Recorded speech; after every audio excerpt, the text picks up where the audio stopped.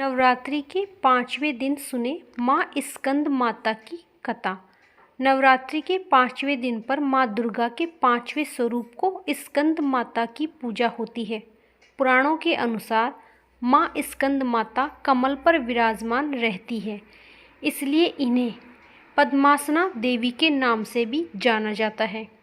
कहते हैं कि माँ पद्मासना माता मातृत्व को परिभाषित करती है। माँ स्कंद माता के गोद में प्रमुख वाले अश्वगंधा कुमार उनकी गोद में जीवित रहते हैं। माँ स्कंद माता की पूजा करना अत्यंत लाभकारी माना गया है।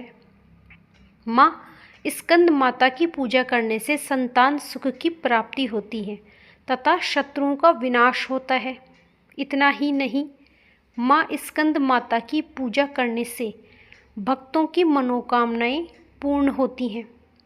और पौराणिक कथा के अनुसार बहुत पहले एक राजा रहता था जिसका नाम ताड़कासुर था।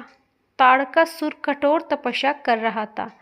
उसकी तपस्या से भगवान ब्रह्म को प्रसन्न हुए और वरदान में ताड़कासुर ने अमर होने की कथा रखी। यह सुनकर भगवान ब्रह्मा ने उन्हें बताया कि इस धरती पर कोई अमर नहीं हो सकता है। ताड़कासुर निराश हो गया, जिसके बाद उसने यह वरदान मांगा कि भगवान शिव का पुत्र युक्त उनको कर सकते हैं। ताड़कासुर ने यह धारणा बना रखी थी कि भगवान शिव का विवाह नहीं करेंगे और ना ही उनका पुत्र होगा। ताड़कासुर का वध करने के लिए भगवान शिव ने माँ पार्वती से विवाह किया। विवाह करने के बाद शिव पार्वती का पुत्र कार्तिकेय हुआ। जब कार्तिकेय बड़ा हुआ था तब उसने सारे ताड़कासुर का वध कर दिया। कहा जाता है कि स्कंद माता कार्तिकेय की माता और देवताओं का कुमार सेनापति भी कहा जाता है।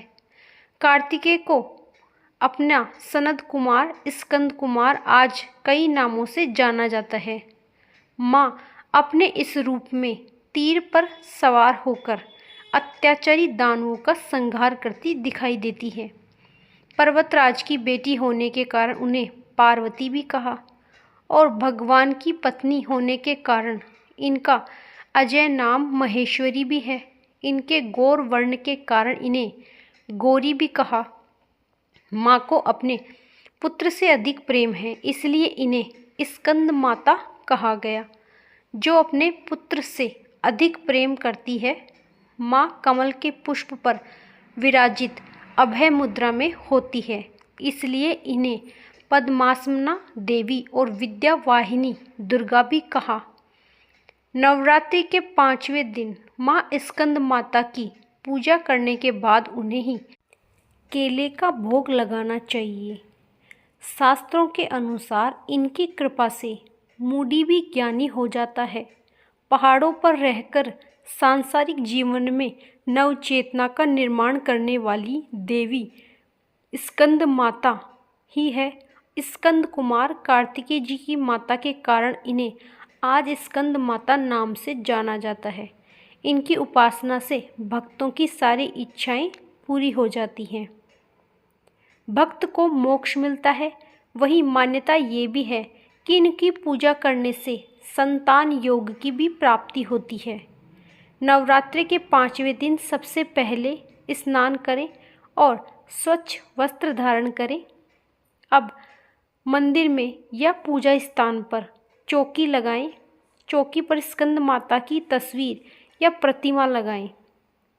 इसके बाद गंगा जल से धोकर आचमन करें और पानी लेकर उसमें कुछ बूंदें डालें और चौकी पर रखें।